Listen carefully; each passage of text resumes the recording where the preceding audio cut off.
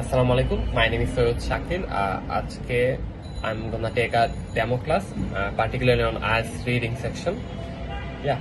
So one of the question that student most struggle with is the proof was not given, and I think it comes just after the matching heading section.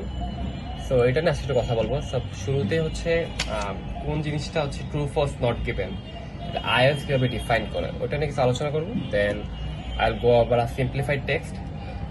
But real text আরো বড় থাকে প্যাসেজগুলো, but একটা simplified থাকবে, একটা small থাকবে, কম details থাকবে। Particularly কেন যাচ্ছি, কারণ হচ্ছে যে অনেক কিছু ইম্পর্টেন্ট থাকে, স্ট্র্যাটেজিটা কিভাবে ইনকর্পোরেট করতে হয় রিয়েল এক্সামে গিয়ে। সো ওগুলো আলোচনা করবো, স্ট্র্যাটেজিসগুলো আলোচনা করার জন্য সিম্পলিফাইড টেক্সটে আলোচনা করবো। দেন আমি স্ট্র্যাটেজিসগুলো বলবো and some tips along the way. Then I'll be incorporating the strategies that we learned in a real example from IELTS Cambridge 19 test 1. ওকে, শুরু করি। সো শুরুতে যে প্যাসেজটা, এখানে ডিটেলস অনেক কম, রিয়েল এক্সামে আরো থাকবে, আরো লং প্যাসেজ থাকবে, মোর ডিটেলস থাকবে।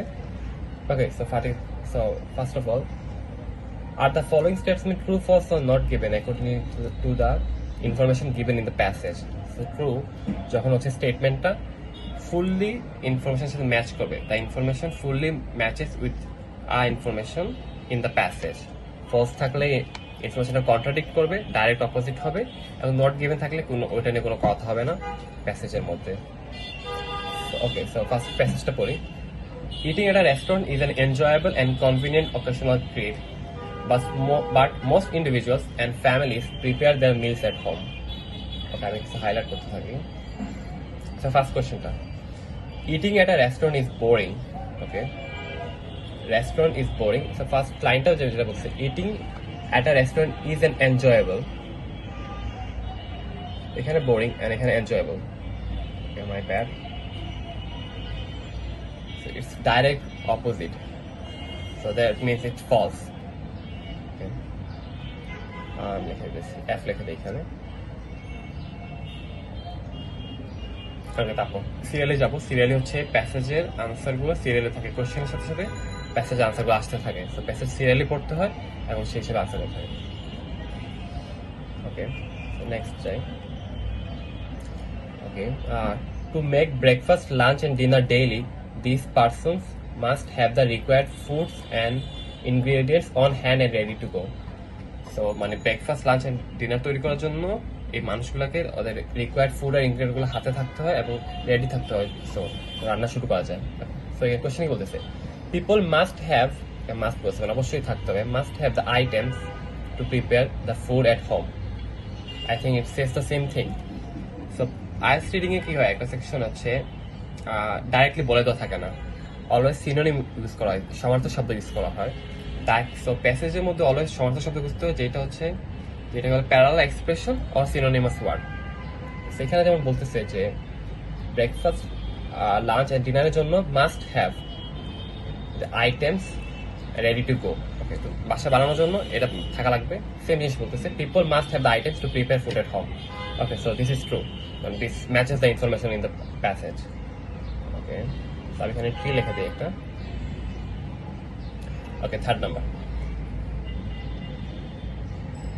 food and ingredients are always brought from a grocery store or establishment. Are always, okay.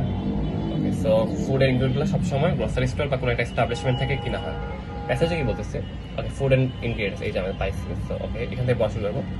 Food and ingredients are typically purchased from a grocery store or an establishment that distributes food, drinks, and household products and other items that are used by the typical consumers.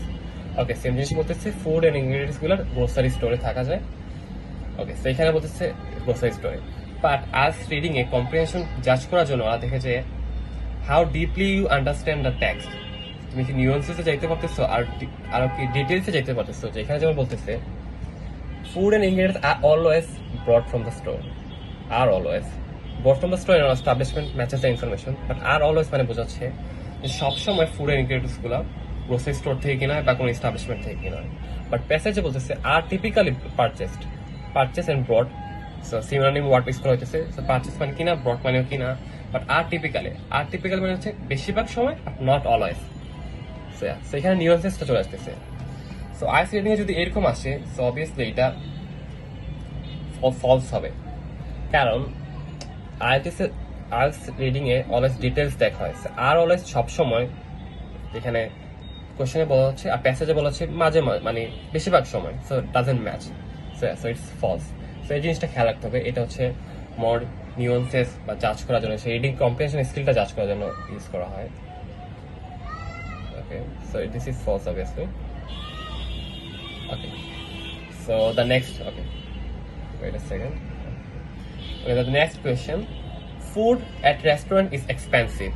Okay, fine. দেখি করি তো। Staff there distribute food, drinks, household products and other items are used by the typical consumer.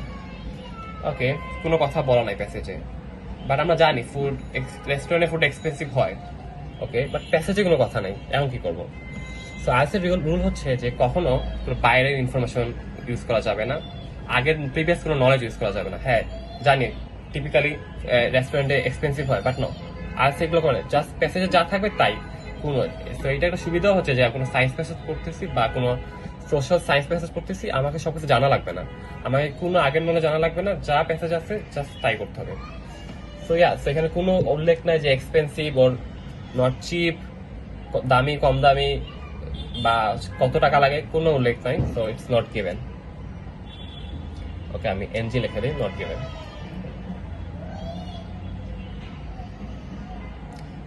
So based on this আমি কিছু strategies নিয়ে আলোচনা করবো যেটা IELTS এ মাথায় রাখতে হবে। So the strategies are the following.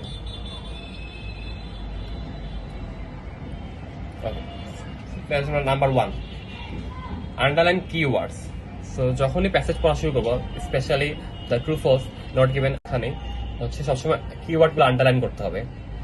দেন হচ্ছে আনসার্স, এটা হচ্ছে মাথায় রাখতে হবে যে answers always comes in order. That means যে একটা পরে একটা আনসার থাকবে। সো আমার যেমন 1 নম্বরের আনসার প্রথম লাইনে ছিল, সেকেন্ড কোয়েশ্চেন আনসার এর পরের লাইনে থাকবে, আর third question answer second question answer পরের লাইনে থাকবে। সো উল্টাপাল্টা হবে না যে প্রথম কোয়েশ্চেন আনসার সবার লাস্টে আর লাস্ট কোয়েশ্চেন আনসার মাঝখানে, এরকম হবে না।